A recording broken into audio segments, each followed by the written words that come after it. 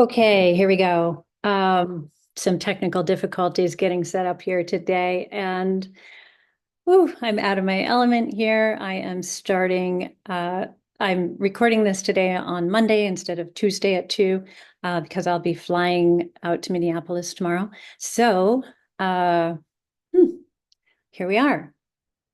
Welcome to episode 8 of The Thriving Creative. I am your host, Gabrielle Senza, and I'm super excited today to be talking to you about rest and renewal. The title for today's episode is Creative Sanctuary, Cultivating Space for Rest and Renewal. So you might know or may experience, as you know, as creatives, we're often told to like keep pushing, keep promoting, keep doing, and and to create more, to produce more, to stay ahead of the curve, all of that. But what if the real secret to long-term creative success isn't in doing more, but it's actually in resting more? Wouldn't that be cool? Actually, it's not just cool, it's true. And I've found that to be the case so much in my own creative journey, but also in terms of business. And a lot of my mentors talk about how this actually has worked so beautifully for them in so many ways, not just in terms of business success, and I'll get to that later. Um, but of course, for our mental health, our physical health, our emotional well-being, our relationships, when we can slow down and take a rest rather than do, um, it makes such a huge difference. It makes a huge difference. So I'm going to be talking about that today. I am going to be referring to my notes because I haven't memorized today's whole, all the points that I want to make. And I just want to make sure I talk about the things that I felt are really important to include in this episode. So I'll be referring to my notes. So let's see. So what if the real secret to long-term creative success isn't in doing more, but it's in resting more? And what if taking a break, creating space for stillness, for renewal, for reflection is actually the key to sustainable, thriving creativity? Rick Rubin talks about this in his book called The Creative Act, which if you haven't read it yet, I highly recommend it. It's amazing. And by the way, before I continue too much, if you are watching this if you're catching this live on Facebook, I'm watching this on, no, I don't want that to be. I'm opening up the chat section so I can watch it. And you can put your questions in there, and I will most likely be able to see them because it's right here now open in my little window. So I'd love to have you join us, ask questions if you want to, comment on what I'm talking about if you'd like to. This show is for you, is for any creatives who are, curious about what it takes to thrive. And for me, I believe that it's all about art, money, and pleasure. Art, money, and pleasure are the three keys to a successful, creative, thriving career. And so that's what I tend to talk about on this channel.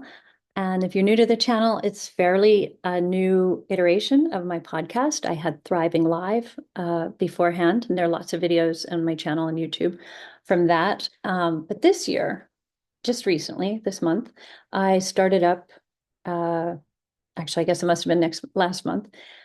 I started up the channel again with a new focus on art, money, and pleasure, and really focusing all of the conversations that I'm having, all of the, you know, output, the thoughts that I have around this, really geared towards that. And, I'll mix in all kinds of interesting other things along the way.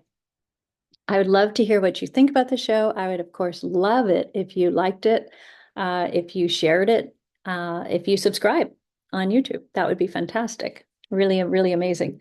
This aspect of it is pretty new for me, so any way that you'd like to show support, or if you get anything out of it, I would really dearly love to hear about it. Okay, so let us continue. Let's see. So in this episode, we're going to explore how to create that balance between work and rest, how to cultivate your own sanctuary for creative renewal, and why rest is absolutely essential for our creative lives. So let's start with a metaphor. I like to think of creativity as a well, right? Or a glass of water, but a well is really better, I think. Imagine a deep, refreshing well that you draw from every time you create, right? So this well within you, and you're able to draw from it anytime you're creating. Whether it's a painting, a poem, a performance, or whatever your creative outlet might be. But what happens when we keep drawing from that well without letting it refill?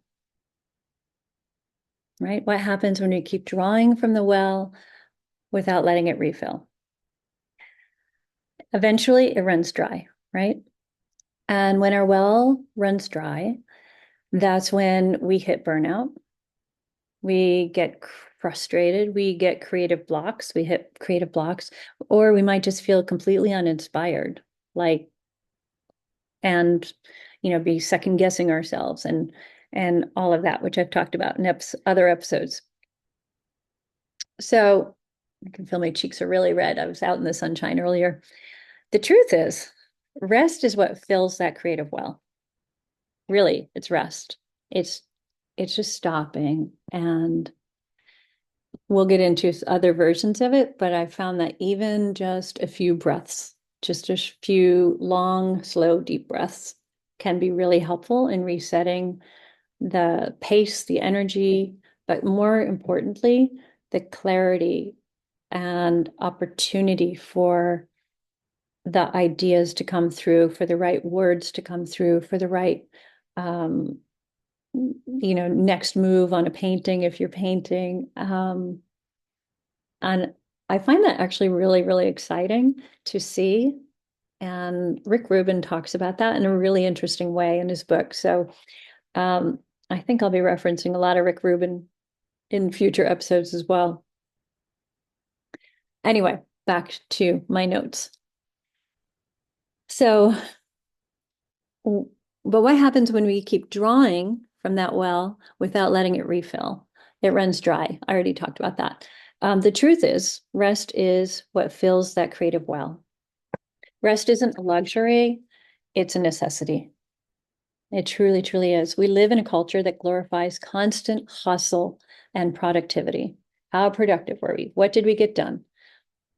But that mindset can be really toxic for creatives and probably for everybody, but especially for creatives, because we need that clarity, that clear, full well of water. We need space to pause, to reflect, and to allow new ideas to emerge. And if we're just like trying to push it through, no matter what, no matter how we're feeling, then for me, I just really get nowhere. Like a simple email might take me an hour when I don't pause and just take some breaths and really connect to what is it I really want to say, connect to my heart, connect to the person that I'm wanting to communicate with. And the same is true with any creative thing that I'm making, a painting or a written work that I'm on, or a piece of music. Allowing the space to just open up and for things to surface, to surprise you. So, for example, Virginia Woolf, she spoke of the need for a room of one's own, right? She wasn't just talking about a physical space, but also mental and emotional space to let ideas grow. So Woolf knew that to produce meaningful work, she really needed to create her own sanctuary, a space where her creativity could flourish uninterrupted. In my space, I've set up my whole studio live work loft with these different areas that have the things that represent what that area is for. So like for sitting and resting and reading, I have a cozy sitting area with a fluffy couch and big pillows and pretty good light. And another big, beautiful painting behind me, like this one from the same series. And it just feels really good to be in that space. And that's a good place for me to go when I want to read, to reflect, to journal. You know, it's not the place where I go to draw, for example. It's not the place where I go to get my work done. For work, I go over to my big desk and I have things there to inspire me, to remind me, like who I am, what I'm up to, what's meaningful to me.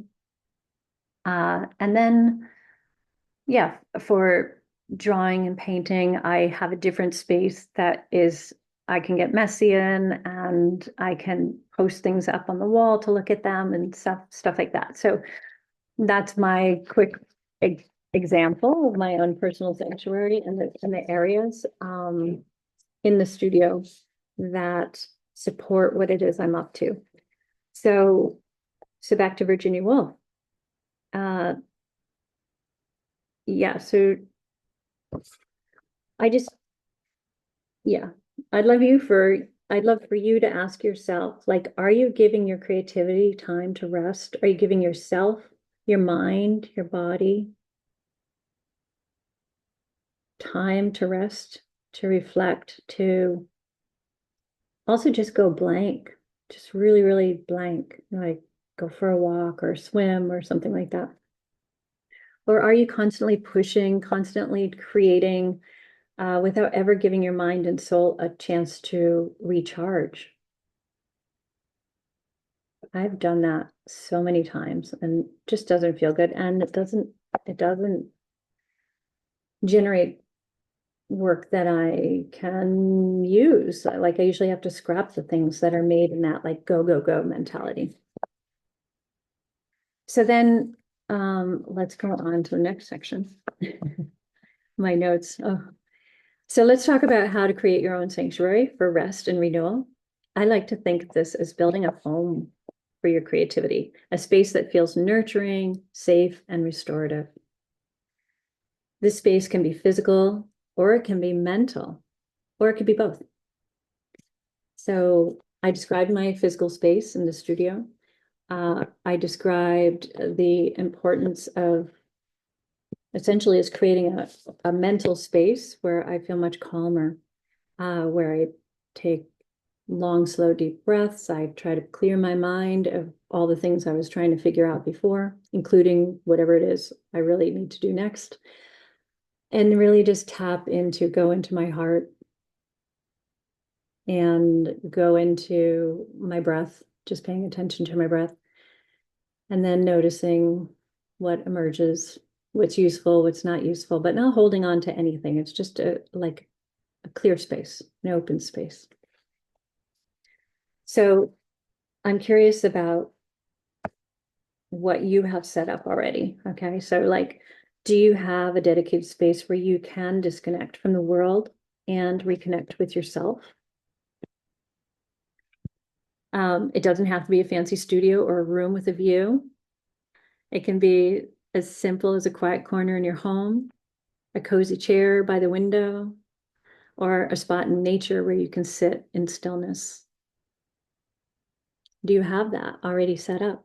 Can you picture, if you don't, can you picture a space where you could maybe claim that as your space for disconnecting with all the doing and just being with yourself, being with your heart, really, because that's where the magic is, right? So I've also I shared what my physical space is, but also nature is a huge space for me to find solace, to reconnect with myself, with my breath, with my soul. So I, as often as possible, will go for a walk in the woods. I usually take the very extra long route to the studio from here when I'm walking. and I go through the woods and I take the longest possible way back to the studio because I love walking through the woods. It just gives me so much joy and it really so much peace there. There's so much to discover there with the leaves, especially now, the leaves falling and the carpeting of pine needles and leaves and the busy squirrels doing their thing, getting ready for winter. So yeah, nature is a big thing for me. And even just going and sitting outside in the sun for a few minutes will often reset me, my process, my thinking, when I'm kind of overwhelmed or overworked, or I'm overworking myself, I should say. So that's that, the nature. I wanted to mention that. And also to think about uh, not just where you rest, um, but also like if you're creating a space in your home or a space in your schedule, that it's also about creating boundaries around that space and around that time to really protect it and honor it so that you're honoring the importance of that time, the importance of that space. And yeah, when you're in your creative sanctuary, you're giving yourself permission to let go of the outside world entirely and just be. No creating, no doing, no figuring stuff out. The rest phase is really that, just resting. That's a real big challenge for me personally, because my mind is very active and it likes to figure things out. It likes to try to figure things out in advance. So learning how to slow that down and even shut it down for a little while, it has been such a huge game changer for me. It's really helped me reconnect to what is important for me in my creative work. So sometimes even if we have a physical space to rest, our minds are still buzzing, right? Like I was just saying, thoughts, worries, endless to-do lists. That's where practices like mindfulness and meditation can really help. Mindfulness doesn't have to be complicated. It can be as simple as taking a few minutes each day to sit quietly, breathe deeply, let your thoughts settle. I have a meditation couch in my studio that faces north, and through that window, I see this big, beautiful maple tree. And every day, all through the year, it changes. And so, my meditation practice, often in the morning, first thing, is literally just sitting in that seat and looking at this beautiful maple tree and appreciating it. And I do not allow myself to try to figure things out or make any lists or do any of those things. I just I just try to be there quietly and appreciate that tree, the blue sky, the white sky, whatever color it is. It's my time to really quiet down. So, yeah, so that's that on the mindfulness. Also, if I think if you watch any of my other earlier episodes, you would probably see me taking you through these different processes of mindfulness, meditation, um, and there are other things too that I take us through, including these amazing processes for settling ourselves or discovering things about ourselves and what's going on in our lives and our minds that's like subconscious. But anyway, that's a separate thing. What I wanted to mention now is that, yeah, mindfulness can also just be a matter of sitting. You can even do this on a subway, for example. Just sit in the seat and you don't even have to close your eyes. You can just become aware of what am I hearing? And you just kind of notice all the things, all the sounds you're hearing and breathing as slowly, calmly as possible. What am I feeling? What am I touching? And you might feel the seat, your bottom in the subway seat, or if you're standing, you might feel the metal in your hand.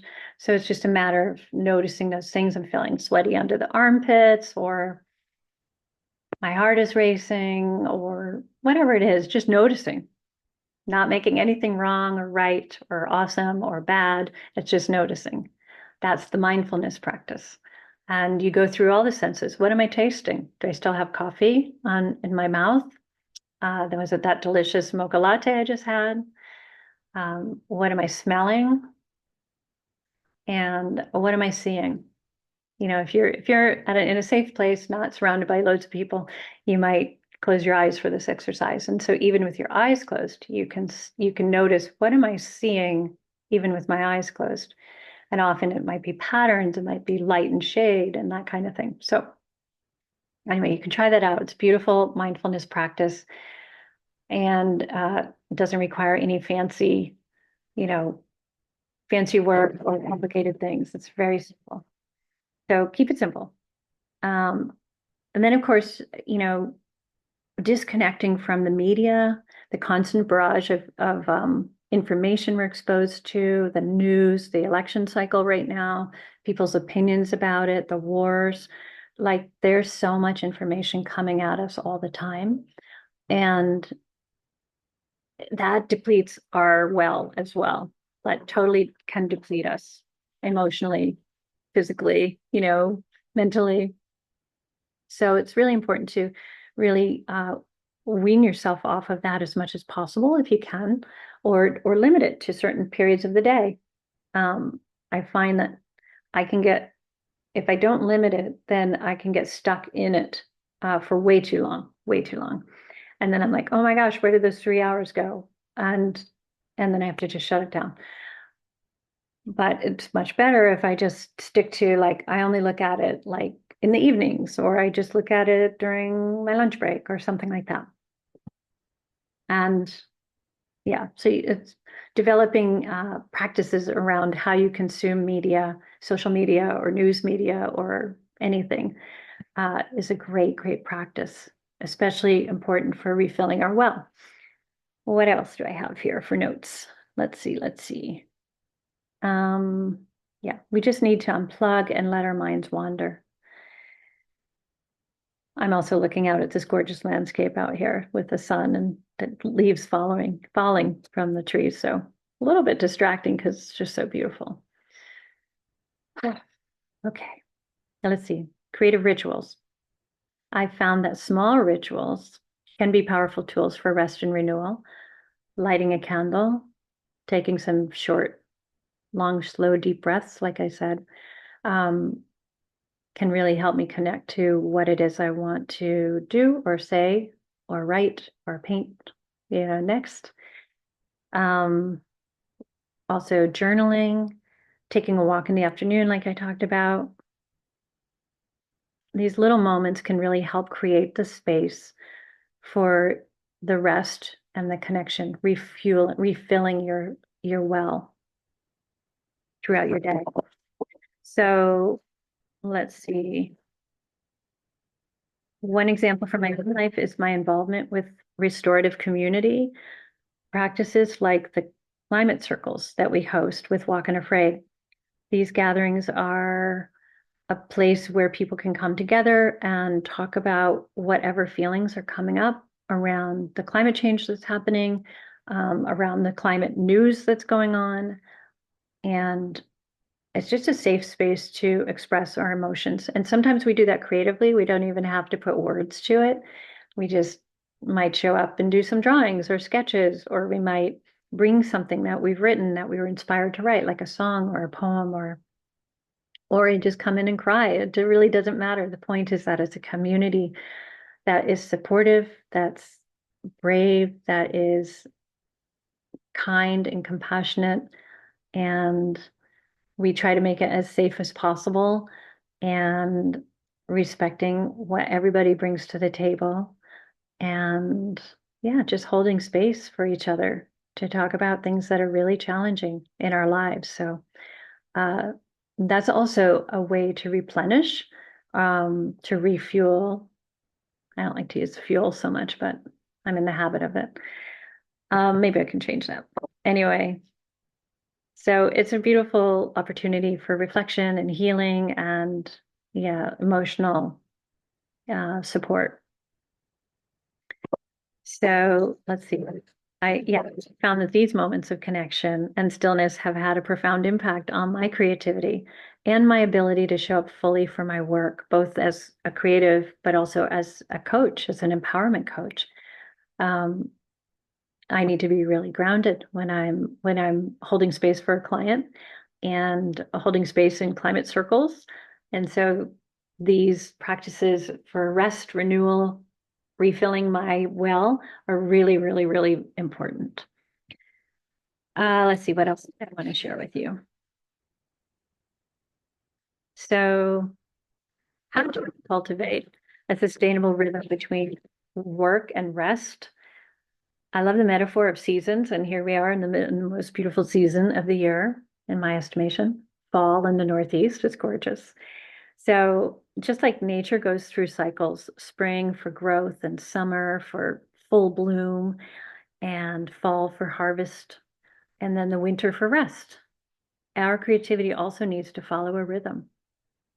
So there's a time for intense work, obviously, and creation, and there's a time for rest and renewal. If we try to stay in summer mode all year round, constantly producing, we end up exhausted and depleted. So one of the most powerful things you can do is identify your own creative rhythm. When do you feel most creative? And when do you feel drained? I just actually took on this practice of answering three questions. What gave me energy today? What drained my energy today? And what did I learn about myself today? And that was recommended by my friend Alex. Uh, I'm blanking on his last name. Baird. It begins with a B. He wrote The Third Door. Anyway, I'll try to link it in the notes if I can remember to do so. Anyway, so it was a great process to look at like what's happening each day. And what a beautiful thing to do, to learn about yourself. So I recommend that just to learn like what is giving me energy, what is draining my energy, and what did I learn about myself today? So you can find that out. Um, let's see what else. So this is interesting, like mornings versus evenings. So that's totally an individual choice, obviously, all of it is. But the point is that some people are really, really productive and energetic in the morning, and that's when they feel like they do their best work. And then there are other people who are night owls, like I've always been my entire life. And I tend to love working through the night because there are no interruptions at night, none. And there's not like, oh, it's almost 10 o'clock in the morning. Oh, it's almost 11 o'clock. Like there isn't that anxiety of the time window getting shorter and shorter when I'm working in the evening. So it's really great to be able to notice what works for you. And this has been really interesting for me to learn. It can be changed, it can shift. So in order to run my Zoom power hours from 9 to 11 every morning, I need to be up, I need to not stay up too late. Uh, I can't be up till 3 or 4 in the morning every night. So I've shifted my schedule that way a little bit. And then sometimes I like to do maker time really early in the morning, like from 6 to 9. And obviously, if I want to do a period of that, then I definitely need to go to bed earlier the night before. So it depends on what I want to be accomplishing each day and what quality of time I want to be working with. So that's really fun to kind of play with and check out, see what works for you. It doesn't mean that, like me, if you're a night owl, you can only be creating as in the nighttime. In fact, when I've experimented with the 6 to 9 a.m. Maker time, it has been really incredible. Like there's a whole different kind of clarity. And I'm not starting off my creative session tired so much. It's sort of like more refreshed, more clean. So yeah, just it's a good thing to play with and see what works for you. Pay attention to your energy levels and just start to recognize when you need a pause and recharge. So, oh yeah, so I definitely notice during the day around 4 o'clock, it tends to happen where my energy starts waning. And it's like, I just need to be horizontal. And so sometimes I'll just lay down on that meditation couch for 10 minutes and it's not even a nap, it's just a rest. Again, a clearing of my mind, a clearing of the day, clearing of all the concerns. And it's just a gift to my body and to my mind to just be like, okay, we're just resting, just quieting down now. And if that's something you'd like to see me create in a space, a separate time and place for these quieting down, like a group meditation type of thing, it is something I've been playing with, thinking about doing. So let me know if that is appealing to you. And it might be something I build into the C.R.E.A.T.E Collective, which is my membership community for creatives. And that's where we do the Zoom power hours. We do the Thriving Thursday calls. It's a really beautiful, supportive community for people who want to have community and accountability around what it is they're doing and support, a lot of, very positive, um, positive support around whatever it is one's trying to accomplish or going for. And I've talked about that in other episodes as well. So I won't repeat it all here. Let's see what else. Okay. So you could also try scheduling rest in your day. Um, yeah, in fact, actually, it's a good idea to schedule rest, just like you would with work, right? So whether it's a daily walk or a weekend off, or even longer breaks like a creative retreat or a sabbatical, rest needs to be intentional, you know? It really makes a difference when it's intentional. Even that 10-minute rest I just mentioned. And don't forget about play. Play is super important. It's a form of rest as well, because when we engage in playful and structured activities, whether that's like painting without a plan or dancing or uh, even cooking, right? It allows us to rest while tapping into our creative energy. I can think of lots of other ways to play, and I'm sure you can too. So that's a great form of rest because it just takes your mind off of whatever the creative problem or work or social problem, whatever uh, challenge that you've been working on. It just takes your mind off that so you can be present with this thing that's happening, this fun thing, word games. My partner loves playing word games. Um, and that is a great form of rest for him. He loves that. Let's see. Um, and even like artist Yaya Kusama, she has her intense creative periods, but they're always balanced with time spent in solitude and silence. And I love my solitude. I love my silence. And those are crucial to my day, actually. Some people are uncomfortable in silence. Some people are really uncomfortable with being themselves. And if that's you, I would, you know, be curious, get curious about it. What is it about it that makes you uncomfortable? And explore that and see if you can befriend it, whatever it is that you come up with. And just notice what happens when you give it a try, you know? Let's see. So yeah, so she'll take she understands the importance of having a sanctuary-like space where she can recharge and let her creativity run freely again. Comes in these waves. So here's what I encourage you to do. Try experimenting with different rhythms, like I talked about, morning versus night, um, break times during the middle of the day, different kinds of breaks, different kinds of play, different kinds of rest. Uh, maybe you even take one full day off a week to completely disconnect from work, from your creative work, or from your job work. Maybe you build in smaller breaks throughout the day. Just see what works for you. Try it out. And as we wrap up for today, I just want to remind you that really rest is not time wasted. It's really essential for your everything, not just your creativity. It's great for your body, your mind, your spirit, your soul, your heart, your relationships.